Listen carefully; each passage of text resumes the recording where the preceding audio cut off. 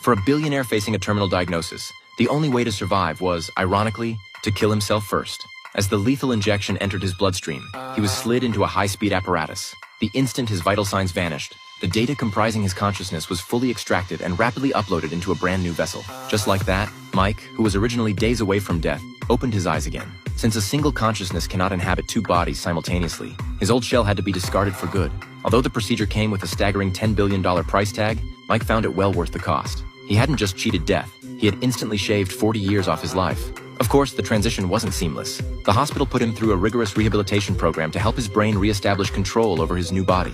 Meanwhile, Mike orchestrated the release of his own obituary online and quietly forged a completely new identity, paving the way for a carefree retirement. Upon his discharge, he moved into a villa he had purchased in advance. Looking at the high-end supercar parked in the driveway, he couldn't suppress his excitement. He was desperate to make up for the wild youth he had missed out on. By day, he worked up a sweat on the basketball court. By night, he brought beautiful women back home to party. For the first time, he truly felt the resilience of a young body that could handle anything he threw at it. But then, one day, scattered memories that never belonged to him invaded his mind without warning, accompanied by a blinding headache that was nearly unbearable.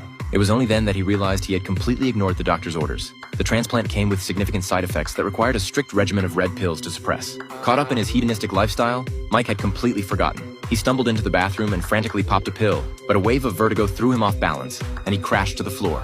Suddenly, another vivid, unfamiliar image flashed through his mind. A pumpkin-shaped water tower and a mother and daughter he had never met. These bizarre memories left Mike baffled. Once he recovered enough to function, his curiosity got the better of him. He searched online for Pumpkin Water Tower and actually found a matching photo. Following the address listed, he decided to drive out there and investigate for himself. Guided by his GPS, Mike soon arrived. The towering structure before him was identical to the image in his head. He walked straight toward a small house at the base of the tower. When no one answered his knock, he hesitated for a moment before pushing the door open and letting himself in. The moment he stepped inside, he saw a photo of a strange woman. Clearly, this was her home. Next to it was a family portrait of three, and the man in the picture looked exactly like Mike. Or rather, the man in the picture was the original owner of this body. Just as the shock set in, a gun was pressed against his back. The woman had returned. She thought she was being robbed, but when Mike turned to face her, Mary had an emotional breakdown, collapsing to the floor. She couldn't believe that her husband, missing for years, was standing alive in front of her. Mike was about to explain when he noticed strangers approaching the house. His instincts kicked in. He raised the gun and moved toward the door.